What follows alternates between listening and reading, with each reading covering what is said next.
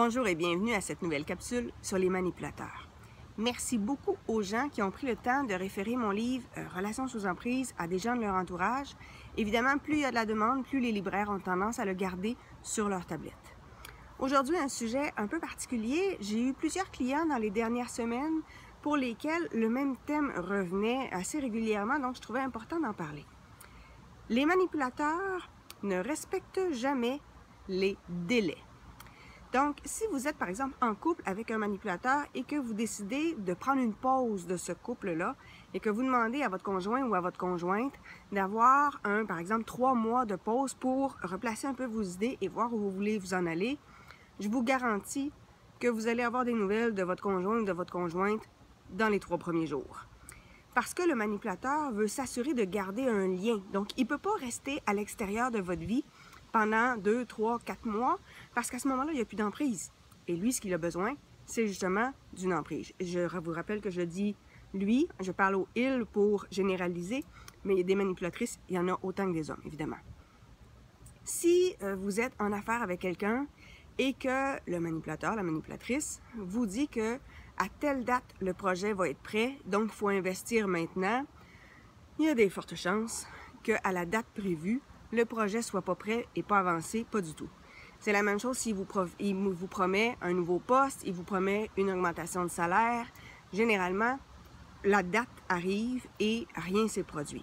Et il va trouver toutes sortes d'excuses pour justifier qu'il n'a pas pu vous offrir ce qui était prévu et généralement, la faute vous revient. Vous n'avez pas été assez efficace, vous l'avez déçu sur certains points et il va vous le faire sentir, ce qui fait que vous allez vous sentir coupable de la situation et vous risquez de croire qu'il a raison. Ce qui est donc important, pour reprendre l'expression de mon conjoint, c'est de tracer une ligne. Si l'échéancier n'est pas respecté, qu'est-ce que vous faites? Vous avez demandé une pause dans votre couple et il ne respecte pas cette pause-là, mais c'est sûr que si vous prenez le temps de lire ses textos, de lire ses messages courriels, d'entendre ses messages téléphoniques, et que vous lui répondez, ben vous venez d'embarquer dans son jeu. Alors c'est sûr qu'il va continuer et la prochaine fois, il ne respectera pas plus votre demande de distance puisque vous-même, vous ne l'avez pas respecté.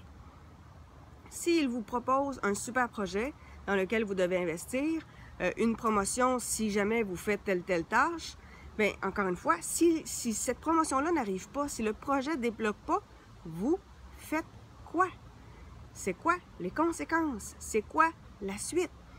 Puis ce qui est fatigant avec le manipulateur, c'est que généralement, les projets dans lesquels on va vous demander d'investir du temps ou de l'argent, ils sont dans un assez long délai. Donc, c'est plus que 6 mois, généralement 1 an, 1 an et demi, 2 ans, parfois même 5 ans. Parce que l'objectif, c'est que là, aujourd'hui, vous êtes tous fringants, vous avez hâte d'investir, puis vous avez hâte que ça marche, vous voulez mettre de l'huile de bras dans le projet. Mais dans une couple de mois, vous allez être occupé à autre chose. Dans 1 an, votre tête va être complètement ailleurs. Et quand vous allez vous rendre compte que le délai n'est pas respecté, bien, il y a des chances que de toute façon, votre entrain lui-même s'est effrité avec le temps et vous ne vous défendrez pas. Vous ne vous battrez pas pour ce projet dans lequel vous avez investi de l'argent ou du temps. C'est ça l'objectif, en fait. Donc, il faut vous assurer de tracer une ligne. Vous choisissez d'embarquer dans un projet, vous définissez quelle est la limite à ne pas dépasser et qu'est-ce qui se passe si cette limite-là n'est pas respectée. Puis évidemment, c'est important de vous-même vous respecter là-dedans. Sur ce, évidemment, je vous invite à vous abonner à ma chaîne YouTube et on se retrouve pour une prochaine capsule. Merci beaucoup. Au revoir.